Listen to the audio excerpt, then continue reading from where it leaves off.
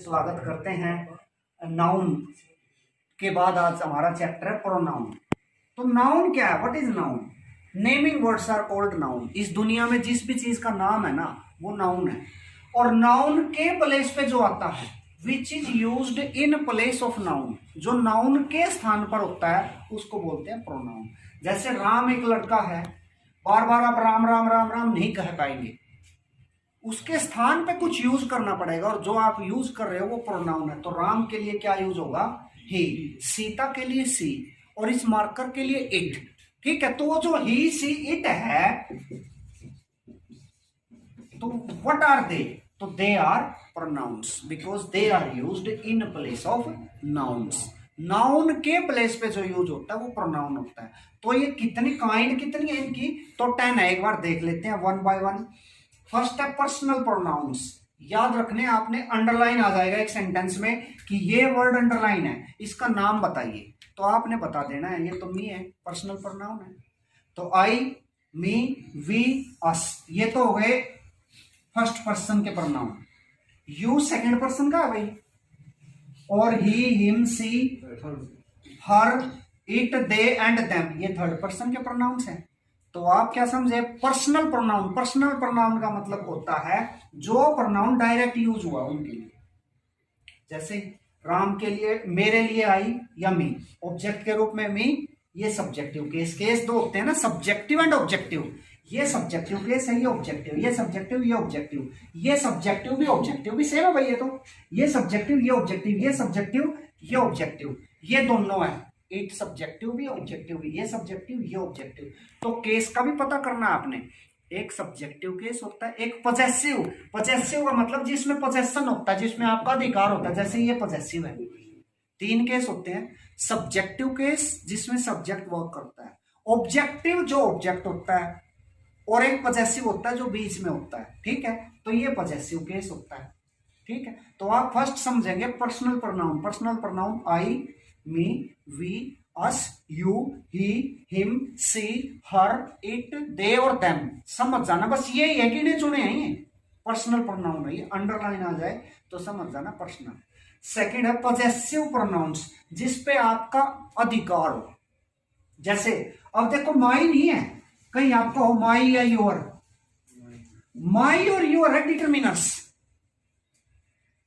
My book, यानी कि यदि इनके बाद नाउन आता है, जैसे माई बुक, योर फ्रेंड, तो इसका मतलब ये योर क्या है और ये क्या है? ये तो है डिटरमिनर्स। और यदि इन सब के बाद वर्ब आती है, इन सब के बाद जिसके बाद वर्ब आएगी वो प्रोनाउन, जिसके बाद नाउन आ गया वो समझ जाना डिटरमिनर्स। अभी आगे डिफरेंस बताऊंगा। तो माई नहीं, माई है पॉजेसिव डिटरमिनर, माइन है प्रोनाउन, आवर्स है प्रोनाउन, योर्स है प्रोनाउन, हिज दोनों है, डिटरमिनर भी और प्रोनाउन भी हिज दोनों है। लेकिन हर है डिटरमिनर और हर्स है प्रोनाउन, हर्स, देयर्स। तो ये ध्यान रखना आपने, पॉजेसिव प्रोनाउंस में mine, ours, yours, his, hers और देयर्स, पोजेशन है इनमें, इनका अधिकार है। थर्ड है डेमोन्स्ट्रेटिव प्रोनाउंस। एग्जाम्पल भी लेंगे इनके, बाद में लेंगे। डेमोन्स्ट्रेटिव बस चार ही होते हैं। संकेतवाचक भी कह सकते हो इसको हिंदी में, सर्वनाम। संकेत कर रहा है this, that, this, those.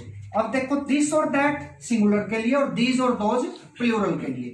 This और दीज होता है नियर के लिए, और दैट और दोज होता है फार के लिए। तो ये समझ जाना, नजदीक कोई चीज है सिंगुलर है दिस है, दूर कोई चीज है सिंगुलर है दैट है, नजदीक कोई चीज है प्लूरल है दीज, और दूर कोई चीज है प्लूरल है तो दोज। तो ये चार है डेमोन्स्ट्रेटिव। फिर वही बात आ जाती है, मैं कहूं this boy is my friend, और दिस इज माई फ्रेंड। अब देखो, ये भी दिस है, ये भी दिस है, अब दोनों अंडरलाइन कर दिया और आपसे पूछ लिया कि क्या है ये। तो इसके बाद देखो नाउन आ रहा है, तो ये प्रोनाउन नहीं है, ये डिटरमिनर है। और इसके बाद वर्ब आ रही है, तो अब ये प्रोनाउन है। समझ गए ना। यानी जिसके बाद वर्ब आएगी वो प्रोनाउन है, और जिसके बाद नाउन आएगा वो डिटरमिनर है। डिटरमिनर्स आर एडजेक्टिवल वर्ड्स, वो विशेषित शब्द है।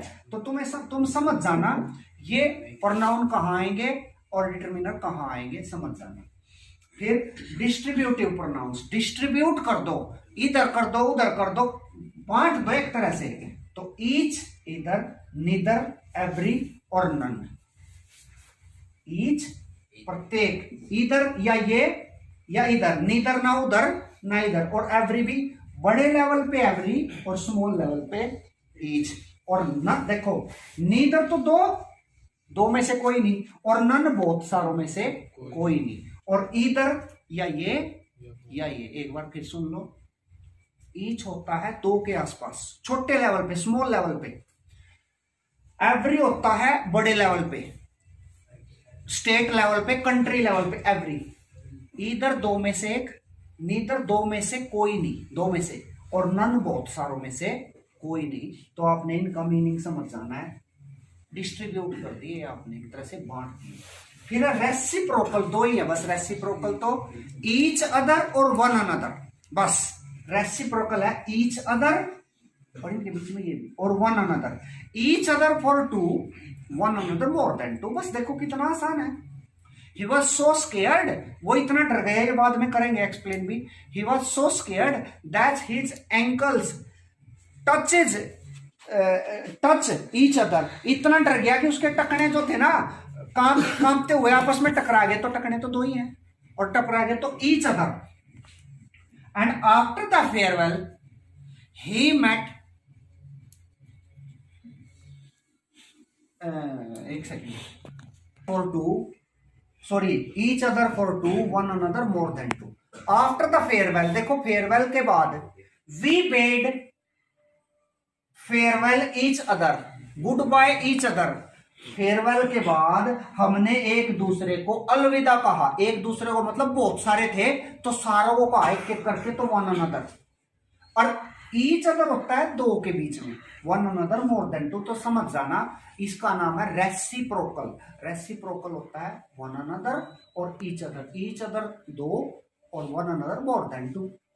फिर है भाई सबसे आसान है रिफ्लेक्सिव प्रोनाउन। रिफ्लेक्सिव आपको पता है जिसमें सेल्फ आ जाए, myself, yourself, herself, themselves, है ना। जितने भी सेल्फ है वो रिफ्लेक्सिव है।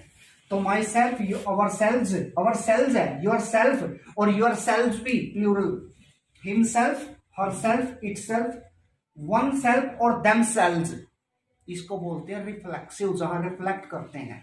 और इसके बाद वाला भी यही है, नाम तो यही है लेकिन उसमें स्ट्रेस आ जाता है। जैसे इम्फेटिक, इम्फेटिक का मतलब है जिसपे जोर देते हैं आप, जिसपे आप जोर देते हैं, स्ट्रेस देते हैं, वो होता है इम्फेटिक। है यही सारे, my self, your self, himself. तो बेसिक डिफरेंस क्या है, यदि सब्जेक्ट के बाद प्रोनाउन आ रहा है तो वो तो हो गया इम्फेटिक, और यदि बाद में आ रहा, स्ट्रेस नहीं दे रहा, तो रिफ्लेक्सिव। जैसे ही हिमसेल्फ टीचेस हियर। देखो ही हिमसेल्फ वो है स्वयं पढ़ाता है, यहां पे तो स्वयं पढ़ाता है तो जोड़ दिया ना, he himself teaches here, emphatic. और यदि मैं कह दूं ही टीचेस हियर, अब तुम कहोगे इसमें अंतर क्या है जी, कुछ कोई अंतर है? यहां स्ट्रेस नहीं दिया, ही टीचेस हियर हिमसेल्फ, वो यहां पढ़ाता है ना। तो यदि स्ट्रेस नहीं दिया तो रिफ्लेक्सिव, और स्ट्रेस दे दिया तो इम्फेटिक। ठीक है भाई, ध्यान रखना, इम्फेटिक में स्ट्रेस दे रहा है वो, और रिफ्लेक्सिव में स्ट्रेस नहीं दे रहा है, सेम सारे। फिर उसके बाद आ गया भाई indefinite pronoun, which is not definite, जो डेफिनेट नहीं है, जिसके बारे में आपको पक्का नहीं पता भाई, वो इनडेफिनेट है। जितनी भी इनडेफिनेट चीजें हैं वो सारे यहां आ जाएंगे उनके लिए, यानी प्रोनाउन जो यूज होगा। जैसे everybody, somebody, nobody, something, anything, nothing, little, a little, the little, few, a few, वो सारी चीजें वो डेफिनेट है नहीं, तो ये याद कर लेनी है कितनी है। Everybody, somebody, nobody, anybody, everybody होगा, someone, no one, everything, something, all, some, any, both, another, much, और फ्यू और लिटल, ये सारे क्या हैं, ये सारे आपके हैं indefinite pronoun about which you are not definite. जिसको रिलेशन दिखाता है, जो दो सेंटेंस है एक इधर और एक इधर और बीच में उनका कनेक्शन जो दिखाएगा उसको बोलेंगे रिलेटिव प्रोनाउन। जैसे हु, हुम, हुज, विच और दैट। ठीक है, हु, हुम, हुज, विच और दैट। इधर भी सेंटेंस इधर भी सेंटेंस और बीच में कनेक्शन, इनका रिलेशन दिखा दिया दोनों का। तो जैसे मैं कहूं I met the girl who is your sister, तो ये हु जो है ना उस लड़की के लिए यूज हुआ है, प्रोनाउन हो गया। और यदि इस हु से मैं क्वेश्चन करा दूं who is your father, who is your father और क्वेश्चन मार्क, तो अब यहां ये हु क्या हो गया, इंटरोगेटिव हो गया। बस एक दैट कट जाएगा, नहीं तो रिलेटिव भी इंटरोगेटिव है, इंटरोगेटिव भी रिलेटिव है। इनकी पोजीशन का डिफरेंस है। यदि ये दोनों को का रिलेशन दिखा रहे हैं तो रिलेटिव है, क्वेश्चन कर रहे हैं तो ये इंटरोगेटिव है। ठीक है, इनके बाद सीधी सी बात है वर्ब आ रही है और क्वेश्चन मार्क आ रहा है तो ये इंटरोगेटिव है। इनके बाद सेंटेंस कनेक्ट हो रहा है और उससे पहले एक सेंटेंस है तो ये रिलेटिव है। ठीक है, अब आपने प्रोनाउन तो कर लिए, तीन प्रोनाउन इकट्ठे आ जाए तो आपको कैसे पता चलेगा कि पहले कौन सा लगाना है। मान लो जम्बल्ड ऑफ वर्ड्स भी आ जाते हैं कई बार, तो पर्सन आ जाए तीन, तो पर्सन कितने होते हैं, फर्स्ट पर्सन, सेकंड पर्सन और थर्ड पर्सन। फर्स्ट पर्सन है आई, सेकंड पर्सन है यू, वी भी लगा लो, और थर्ड पर्सन है ही, सी और इट एटसेट्रा। तो आप तीनों पर्सन आ जाए इकट्ठे, हमें कैसे, हाउ डू वी नो कि which person will come first and which second and third, पहले कौन सा पर्सन आएगा, फिर सेकंड कौन सा आएगा और थर्ड कौन सा आएगा। तो आपको एक थ्योरी याद रखनी है, फॉर्मूला याद रखना है कि पॉजिटिव स्टेटमेंट है और सिंगुलर सब्जेक्ट्स हैं। स्टेटमेंट कैसी है, पॉजिटिव, अच्छी बात कर रहा है कोई, और तीनों में से दो भी हो सकते हैं, तीन भी हो सकते हैं subject, first person, second person और थर्ड पर्सन। वो सिंगुलर हो यानी वो प्लूरल ना हो, यानी कि ना वी हो, और यहां दे भी कर सकते हो ना, वी भी नहीं होना चाहिए और दे भी नहीं होना चाहिए, तभी तो सिंगुलर होंगे ना ये। तो वो सब्जेक्ट सिंगुलर हो और पॉजिटिव हो, तो फिर तो बनेगा 2-3-1। 2-3-1 का मतलब है पहले सेकंड पर्सन आएगा, फिर थर्ड पर्सन आएगा और फिर फर्स्ट पर्सन लास्ट में आएगा। तो 2-3-1 231 हिंदी में, और इंग्लिश में 2-3-1। 2-3 मतलब क्या है, सेकंड पर्सन, थर्ड पर्सन और फर्स्ट पर्सन। कब, जब स्टेटमेंट पॉजिटिव हो और सिंगुलर हो। याद है ना, स्टेटमेंट पॉजिटिव है, सीधी बात कर रहा है, अच्छी बात कर रहा है और पॉजिटिव बात कर रहा है और सिंगुलर है, तो आ जाएगा 2-3-1। तो अब जैसे एग्जांपल आपके सामने है, इस फॉर्मूला से, इस थ्योरी से करो इसको। ये जम्बल्ड वर्ड है, I, you, he and are playing, तो अब इसको बनवाओ। तो सबसे पहले 2, एंड तो बीच में आएगा ही भाई, थर्ड को तोड़ने के लिए कभी भी, है ना, थर्ड, फोर्थ और 5 और 6। तो क्या बन गया, you, he and I R playing. ठीक है, तो क्या बना है, 2-3-1। अब दूसरा देखो, पॉजिटिव तो स्टेटमेंट तो पॉजिटिव है लेकिन प्लूरल आ जाए, स्टेटमेंट पॉजिटिव लेकिन आ जाए प्लूरल, तो सीधी सी बात है, फिर बन जाएगा आपका 1 2 3, 1 2 3। पॉजिटिव है लेकिन प्लूरल आ जाए 1 2 3, तो बनवाओ अब इसको 1 2 3 5 6। ठीक है ना भाई। अब दे आ गया, दे आते ही आप समझ जाना भाई प्लूरल आ गई है, तो चाहे पॉजिटिव है या नेगेटिव है आपने लिख देना है सीधा 1 2 3। 1 2 3 का मतलब है पहले सब्जेक्ट, फिर पहले फर्स्ट पर्सन, फिर सेकंड पर्सन और उसके बाद थर्ड पर्सन। तो आपका बन गया I, you and they are playing. Sentence देखो सेम है, बस दे चेंज किया, आई के प्लेस पे चेंज हो गए पर्सन। अब तीसरी देखो, यदि नेगेटिव और सिंगुलर है तब भी 1 2 3। नेगेटिव हो चाहे वो सिंगुलर हो और चाहे प्लूरल हो, एक ही बात है, नेगेटिव, सिंगुलर, प्लूरल और पॉजिटिव प्लूरल। देखो नेगेटिव सिंगुलर, नेगेटिव प्लूरल और पॉजिटिव प्लूरल एक ही लगेगा, क्या लगेगा, बस 2 3 1 कहां लगेगा ये ध्यान रखना, बस हल्के से ये खींच दिया, स्टेटमेंट है कुछ नहीं है। 2 3 1 लगेगा बस पॉजिटिव हो और सिंगुलर सब्जेक्ट्स हो, सब्जेक्ट सिंगुलर पॉजिटिव। 1 2 3 कहाँ लगेगा? प्लूरल सब्जेक्ट्स हो 1 2 3, नेगेटिव हो 1 2 3, नेगेटिव पॉजिटिव स्टेटमेंट हो 1 2 3, बस हो गया आपका सेंटेंस सारा। तो ये भी ऐसे हो जाएगा फिर, I he and you did the crime, और नेगेटिव में भी और प्लूरल है तो I you and they did the crime. ठीक है, क्लियर हो गया ना? यानी पॉजिटिव स्टेटमेंट होनी चाहिए और सिंगुलर सब्जेक्ट्स होने चाहिए, तब 2 3 1। और मान लो थर्ड पर्सन नहीं है तो फिर क्या रह जाएगी? 2 1। मान लो सेकंड पर्सन नहीं है तो फिर क्या रह जाएगी? मान लो फर्स्ट पर्सन नहीं है तो फिर अपने आप इसको भी ऐसे ही कर लेंगे। ठीक है, तो ये तो हो गई आपके भाई प्रोनाउंस जो है, सब्जेक्ट्स जो है वो कहाँ आएगा, उनका प्लेस क्या है, उनका प्लेस आपके दिमाग में आ गया पॉजिटिव नेगेटिव और सिंगुलर प्लूरल स्टेटमेंट के अकॉर्डिंग। फिर दूसरा है भाई, 2 केस होते हैं किसी सेंटेंस में, एक नॉमिनेटिव केस होता है, एक ऑब्जेक्टिव केस। नॉमिनेटिव केस को कह सकते हो सब्जेक्टिव केस, नॉमिनेटिव का नाम दूसरा हो सकता है सब्जेक्टिव केस, और दूसरा केस होता है ऑब्जेक्टिव केस। तो कई बार एरर आ जाता है कि यहाँ सब्जेक्टिव केस आएगा या ऑब्जेक्टिव केस आएगा, यानी सब्जेक्ट आएगा या ऑब्जेक्ट आएगा। तो वो पहचानने के लिए क्या करना है आपने, जैसे यहाँ है ये आई, क्या है? आई सब्जेक्ट है भाई, सब्जेक्टिव केस हो गया, ये तो वर्ब है ही, और ये है ऑब्जेक्ट। ऑब्जेक्ट का मतलब objective case, objective case. Active voice में तो हमेशा सब्जेक्टिव केस हैवी होता है, और पैसिव वॉइस में ऑब्जेक्टिव। यदि इसकी पैसिव बना दो, जैसे ही हेल्प है तो इज, थर्ड फॉर्म और बाय मी। तो यहां जो ये आया अब, तो ये कैसा केस है? ये अंडरलाइन आ जाएगी, सब्जेक्ट नहीं है, कहीं सोचो सब्जेक्ट है। वॉइस जो बनाते हो ना, सब्जेक्ट के प्लेस पे ऑब्जेक्ट, ऑब्जेक्ट के प्लेस पे सब्जेक्ट नहीं जाता, उनके प्लेस पे जाता है लेकिन बनते नहीं है वो। अब ये जो है ना, सब्जेक्ट के प्लेस पे ऑब्जेक्ट आया है, ये सब्जेक्ट नहीं है, ये है ऑब्जेक्टिव केस। हाँ, और ये सब्जेक्टिव केस है, तो ये ध्यान रखना। तो ये पहचानना आ जाए तो पैसिव वॉइस में पहले जो होता है स्टार्टिंग में वो ऑब्जेक्टिव केस होता है, और लास्ट में होता है सब्जेक्टिव केस, और एक्टिव में होता है स्टार्टिंग में सब्जेक्टिव। सब्जेक्टिव का मतलब नॉमिनेटिव, नॉमिनेट जो कर रहा है, और बाद में ऑब्जेक्टिव। तो पॉइंट 1 तो क्लियर हो गया भाई, सब्जेक्टिव ऑब्जेक्टिव।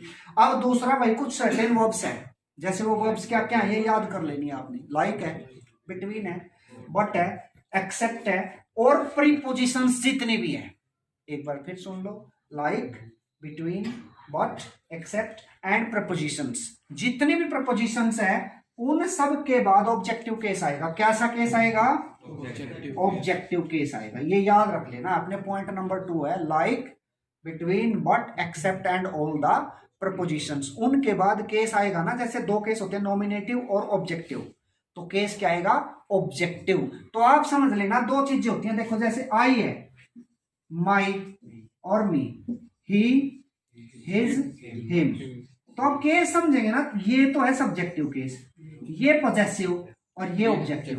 तो अब आप क्या समझे? ऑब्जेक्टिव केस ये आएगा इन वर्ब्स के बाद। ठीक है, ऑब्जेक्ट आएगा, यानी जैसे there is no bond between, देखो यू, तुम्हारे, ऑब्जेक्ट आ गया ना, एंड।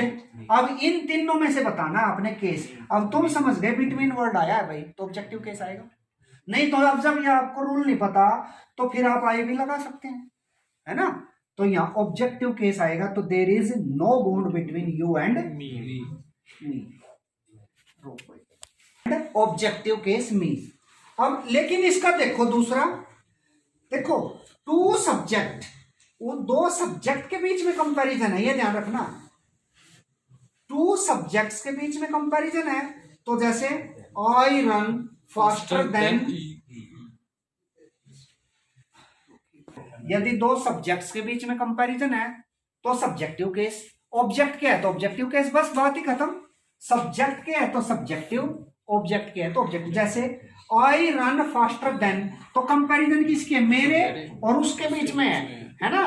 तो कंपैरिजन यदि सब्जेक्ट के बीच में है तो सब्जेक्टिव केस, ऑब्जेक्ट के बीच में है तो ऑब्जेक्टिव केस। सब्जेक्टिव केस को नॉमिनेटिव केस भी कहते हैं। तो देन के साथ यहाँ ही आएगा, हिज आएगा या हिम, ही। तुम्हारा दिमाग ये कहता है भाई लास्ट में तो हिम आता है, ऑब्जेक्ट आता है। जरूरी नहीं लास्ट में ऑब्जेक्टिव केस आए, केस आता है रूल से भाई। 2 सब्जेक्ट्स का कंपैरिजन है तो सब्जेक्टिव, और ऑब्जेक्ट का कंपैरिजन है तो objective case.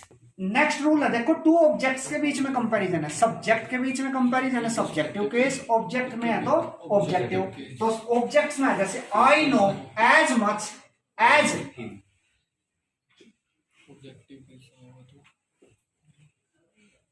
As much as him, मैं आपको इतना जानता हूं जितना उसे जानता हूं। तो कंपैरिजन किसके बीच में हुआ, यू के और हिम के बीच में। तो ऑब्जेक्ट के बीच में कंपैरिजन है तो ऑब्जेक्टिव केस, सब्जेक्ट के था तो सब्जेक्टिव केस। क्लियर हो गया। अब आगे भाई इट है ना, इट यदि सब्जेक्ट के रूप में आ रही है और उसके बाद बी है, बी का मतलब इज एम आर या वॉज वर्ब, ठीक है, या वॉज वर्ब। इट सब्जेक्ट के रूप में आ रहा है और उसके बाद आ रहा है बी, बी की form is am are was verb, तो सब्जेक्टिव केस यूज होगा, ये ध्यान रखना, सब्जेक्टिव।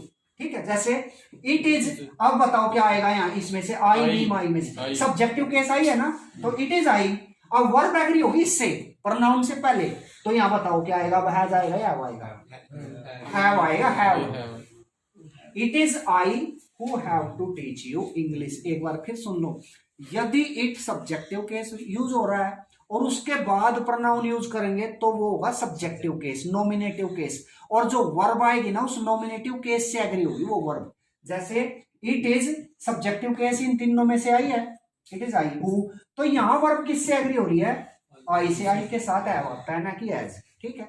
तो who has to, who have to teach you English. फिर इट के यूज देख लो भाई, कहां कहां इट के यूज, जैसे आपको पता नहीं इट के यूज कहां, इट के एनिमल्स के लिए, नॉन लिविंग थिंग्स के लिए, चाइल्ड और कंट्री के लिए, इनके लिए आप इट यूज करोगे ना कि दिस, ध्यान रखना।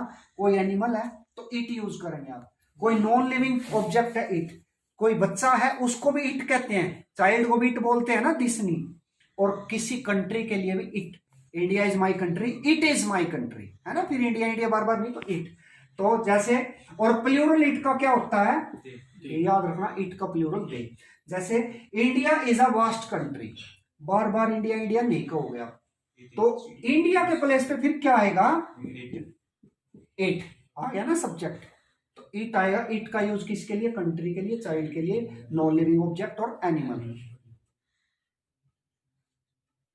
फिर आ गया दूसरा रूल भाई, टाइम है, वेदर है, टेम्परेचर है और डिस्टेंस है। फिर इट का यूज, बस दो ही यूज है इट के। देखो एक बार फिर सुन लो, कोई एनिमल है उसके लिए प्रोनाउन का यूज करना, नॉन लिविंग थिंग, चाइल्ड और कंट्री, इट लगाना, इट ना कि दिस, दिस और इट की बात चल रही है।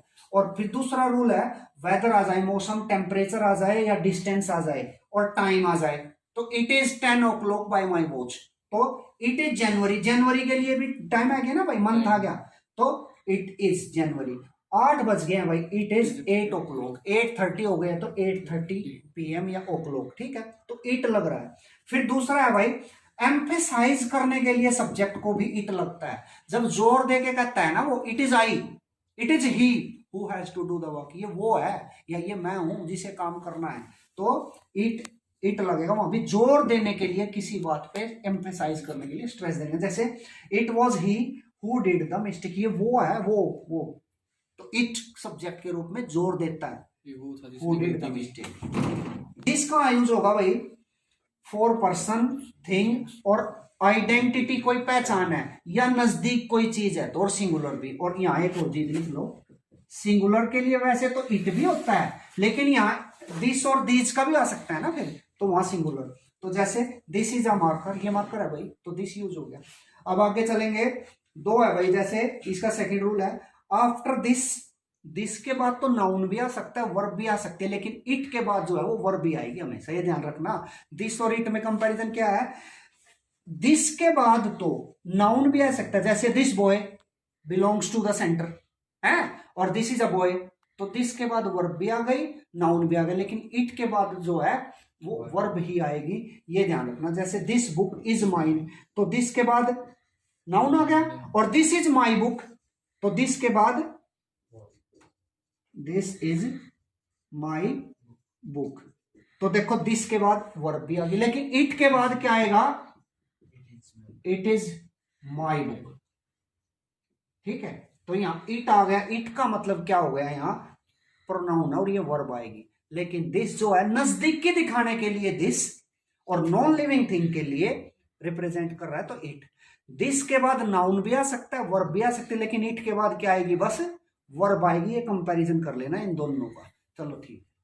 नाउन पजेसिव प्रोनाउन आपको पता है, माइन, यर्स, आर्स, हर्स। तो यदि माई कहूंगा तो पजेसिव डिटर्मिनर है, योर कहूंगा पजेसिव डिटर्मिनर है, हर कहूंगा पजेसिव डिटर्मिनर है। हर्स, माइन, योर्स, आर्स ये है पजेसिव प्रोनाउन। अब आपने क्या समझना है कि जब ये वर्ब आएंगे ना, ये वर्ड्स आएंगे, तो इनके साथ जो है पजेसिव प्रोनाउन नहीं आएगा, ये ध्यान रखना है आपने।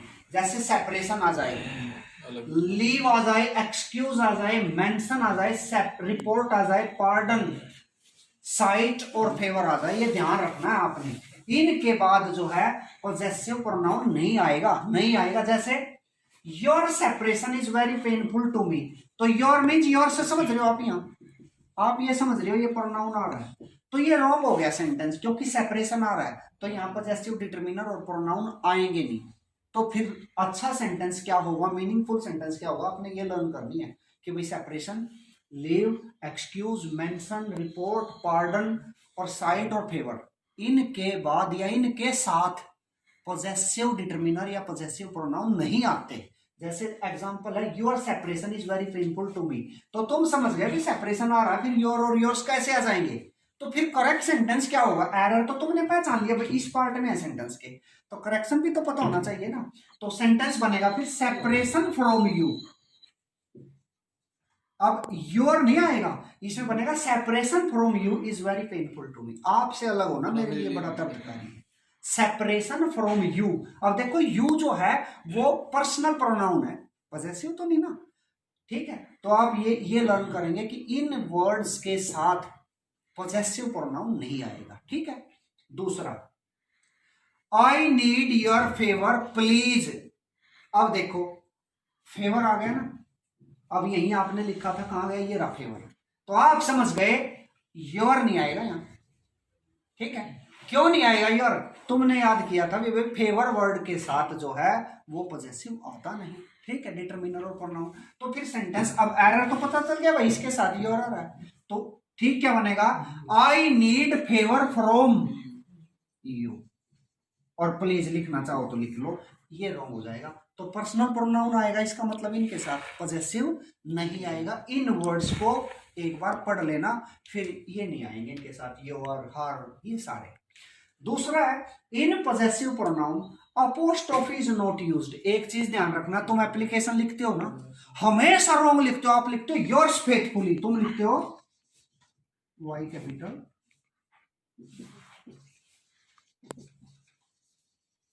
तुम ऐसे लिखते हो योर्स, और टीचर इसको 50 बार सर्कल करता है, फिर भी ठीक नहीं करते। अरे ये तो देखो ये प्रोनाउन है, प्रोनाउन को अपोस्ट्रोफी लगती नहीं, एस जो लगता है अपोस्ट्रोफी नहीं लगती उस एस को, बिना अपोस्ट्रोफी का होता है। तो क्या होता है, जैसे तुम ये लिखते हो योर्स फेथफुली, योर्स ओबीडियंटली, ठीक है, ये नहीं होता, ये योर्स होता है, ये नहीं होता, ये होता है, ठीक है। तो तुमने ध्यान रखना है, प्रोनाउन जो ये प्रोनाउन है पजेसिव प्रोनाउन, इनके बाद जो है वो अपोस्ट्रोफी नहीं लगेगी एस को, अपोस्ट्रोफी का मतलब है ये एस तोड़ेगा नहीं। तो ये जो आपने लिख रखा है ये रॉन्ग लिख रखा है इसका मतलब, तो राइट क्या होगा, राइट ये होगा योर्स फेथफुली। तुम समझते हो आपका लिखा ना कि का अपोस्ट्रोफी एस का है, वो ध्यान रखना वो का नहीं होता। आगे से एप्लीकेशन लिखोगे तो योर्स फेथफुली, योर्स ओबीडियंटली जो लिखोगे तो अपोस्ट्रोफी नहीं लगानी है, ठीक है। क्यों, क्योंकि इसको लगती नहीं, प्रोनाउन को लगती नहीं अपोस्ट्रोफी। तो एक चीज और याद हुई, देखो ये तो इजी है लर्न करने में, किसी भी प्रोनाउन को अपोस्ट्रोफी नहीं लगेगी, जैसे योर्स, हर्स, देयर्स, आर्स, उनको अपोस्ट्रोफी लगानी नहीं है, लगाओगे तो रॉन्ग हो जाएगी।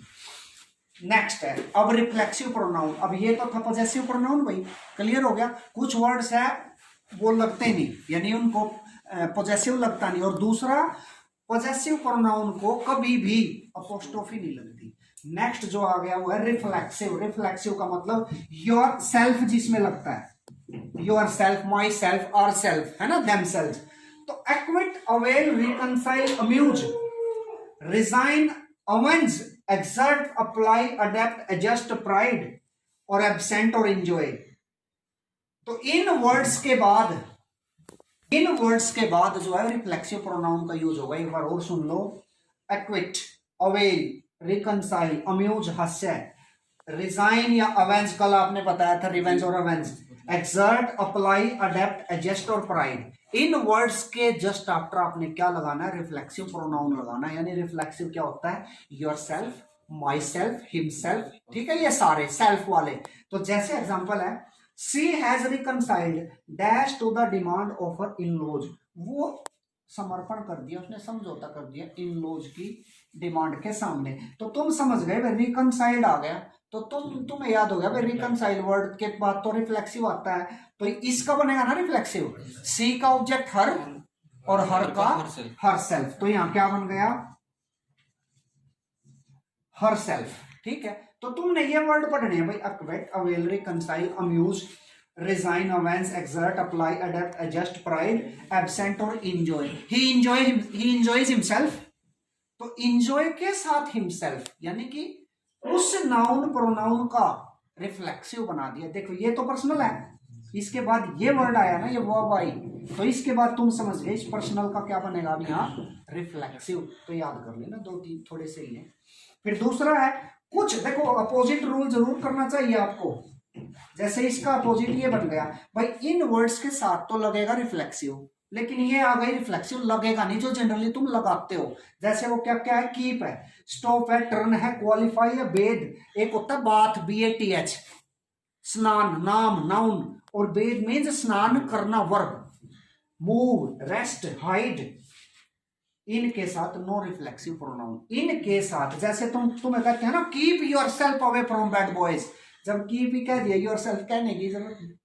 कीप, स्टॉप, टर्न, इनके बाद रिफ्लेक्सिव नहीं लगाना, लग रहा है तो वो एरर है। इन वर्ड्स को याद कर लेना। जैसे नाउन लगेगी है ना, you should keep your self away from bad boys, अब इस सेंटेंस में एरर है, तो पहचानिए एरर क्या है। देखो तुमने कीप किया और कीप के बाद रिफ्लेक्सिव लगा दिया, तो इसको डिलीट कर दो, है ना। तो तुम क्या समझे भाई, ये वर्ड आएंगे तो रिफ्लेक्सिव लगाऊंगा इनके बाद, और ये आएंगे तो इनके बाद रिफ्लेक्सिव लगेगा नहीं, बस ये लर्न करने हैं आपने, इनके साथ रिफ्लेक्सिव, इनके साथ रिफ्लेक्सिव नहीं, ये लर्न करने हैं भाई। कीप, स्टॉप, टर्न, क्वालिफाई, वेद, मूव, ये इस टाइप के सारे जो है, इनके बाद रिफ्लेक्सिव नहीं लगेगा, उसको डिलीट कर देना, ठीक है। रिफ्लेक्सिव प्रोनाउन अनलेस नाउन और प्रोनाउन, देखो जब तक नाउन और प्रोनाउन का यूज ना हो ना किसी सेंटेंस में, तो रिफ्लेक्सिव प्रोनाउन ही, ये जरूर लर्न कर लेना। और कुछ लर्न किया है या नहीं किया है, क्योंकि सबसे पहले while you are introducing yourself, आप कहेंगे बड़े तरह के कहेंगे, myself is Ishwar Singh, myself आप पहले ही लगा रहे हो नाउन प्रोनाउन से।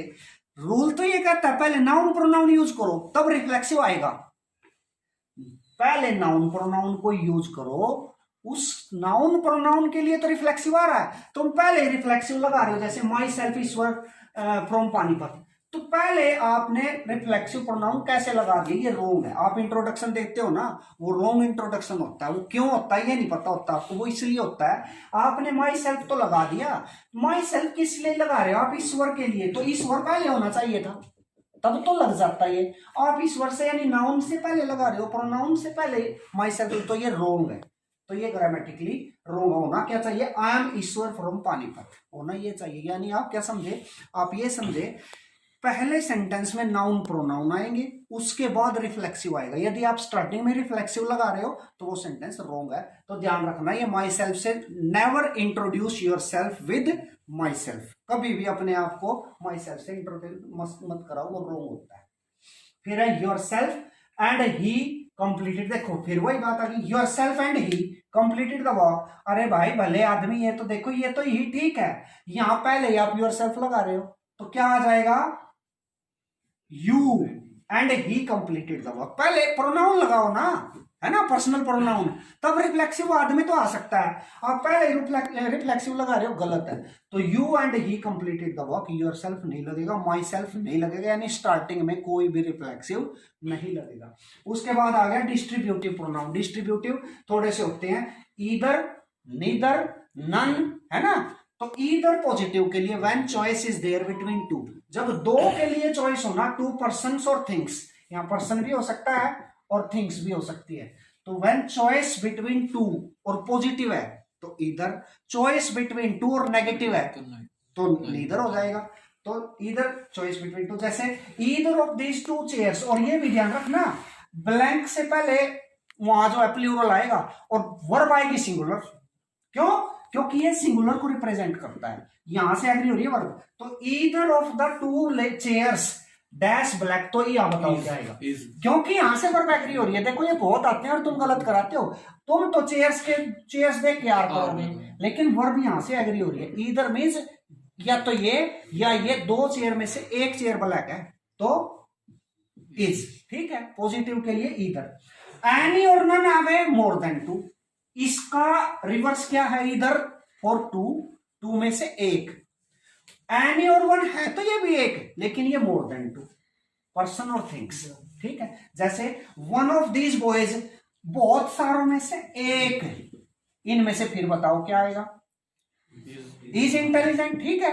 वन, बहुत सारों में से, तो वन, एनी और वन हो गए more than two positive, either हो गया टू के लिए पॉजिटिव। अब नीदर आ जाओ, neither none out of two, यानी दो पर्सन है या थिंग है, उनमें से कोई भी नहीं, दो में से, लेकिन नन, नीदर में से, नीदर मीन्स दो में से कोई भी नहीं। तो जैसे neither of the two boys dash active, फिर ये आ गए इज एमआर, तो नीदर मीन्स फिर सिंगुलर, और दोनों में से कोई भी नहीं तो यहाँ इज, ठीक है। दो में से कोई भी लड़का जो है वो एक्टिव नहीं है, इंटेलिजेंट नहीं है, नीदर दो के लिए टू लगेगा तब आएगा ईदर या नीदर, ठीक है।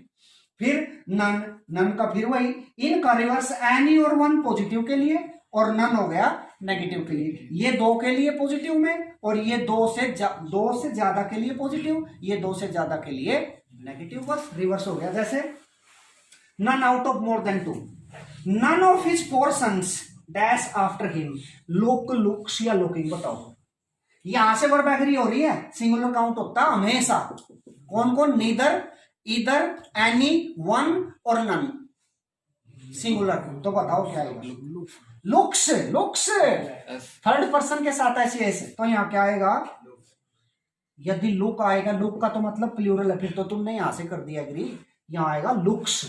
Neither of his four sons looks after him, उसके चार बेटों में से है ना, किसी ने भी, कोई भी उसका ध्यान नहीं रखते, नहीं एक एक करके, तो नन, सॉरी नीदर बोला गया, नन बहुत सारों में से कोई नहीं, नीदर दो में से कोई नहीं, ईदर दो में से एक, एनी और वन बहुत सारों में से एक। अब आ जाओ रेसिप्रोकल प्रोनाउन, भाई रेसिप्रोकल दो ही थे, ईच अदर और वन अनदर। आपको पता है each other for two, one another for more than two, बस ये मीनिंग याद होना चाहिए, each other for two, one another for more than two. Example देखेंगे, ये लिखा ही हुआ है ईच अदर फॉर टू, दो के लिए, थिंग्स और persons, one another for more than two. जैसे एग्जांपल है, चेक करना है, ही वॉज सो अफ्रेड, वो इतना डरा हुआ था, that his knees knocked one another, knees वो डरा हुआ था तो उसके तो दो ही घुटने हैं, दो टकराए, तो यहां गलत है ना, वन अनदर, तो होना क्या चाहिए, ईच अदर, है ना। अब ये देखो, after the farewell the students bade each other good bye, farewell के बाद विद्यार्थियों ने एक दूसरे को बाय बाय कहा, तो बहुत सारे थे, तो ईच अदर गलत हो गया ना, क्या आएगा, वन अनदर, ठीक है।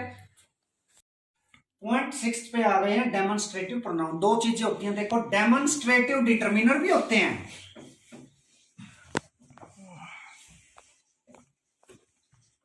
डेमोन्स्ट्रेटिव डिटरमिनर्स भी होते हैं और प्रोनाउंस भी होते हैं, सेम होते हैं यही, लेकिन बेसिक डिफरेंस क्या है, इसके बाद तो डिटरमिनर होंगे तो नाउन आएगा इनके बाद, और प्रोनाउन होगा तो वर्ब आएगी, बस ये ध्यान रखना आपने। जैसे दिस इज अ पेन या मार्कर, और दिस पेन बिलोंग्स टू मी,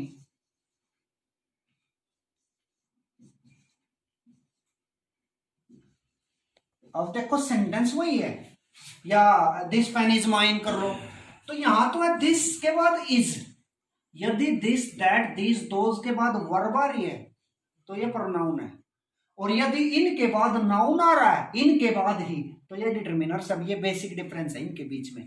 कहीं अब जैसे ये भी दिस है, लेकिन इसके बाद नाउन आ गया तो इसका मतलब ये डिटरमिनर है, और यहां ये क्या है, ये प्रोनाउन। अब पहचानेंगे कैसे?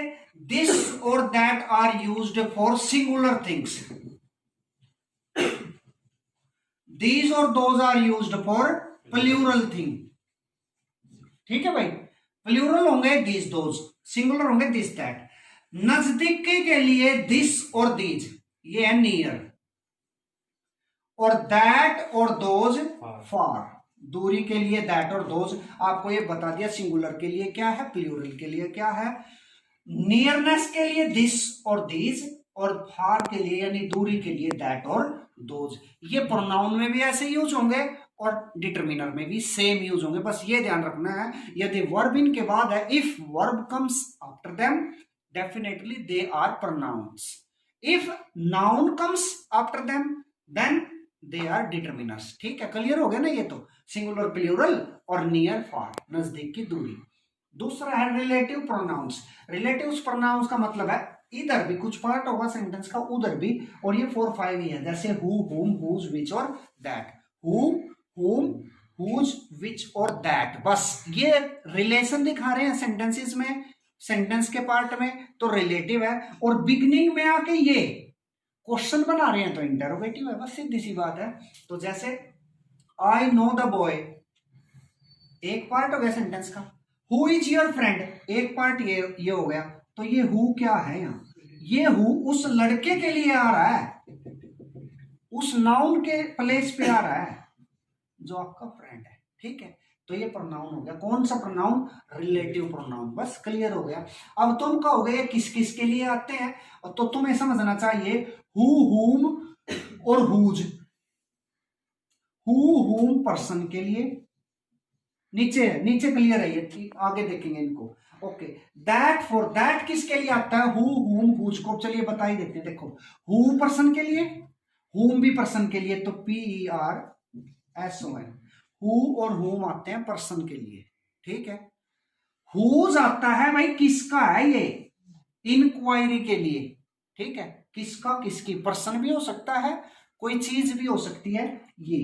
विच होती है प्लूरल थिंग, थिंग, लेकिन वो थिंग कैसी हो? प्लूरल। और दैट भी थिंग के लिए, लेकिन वो होनी चाहिए सिंगुलर।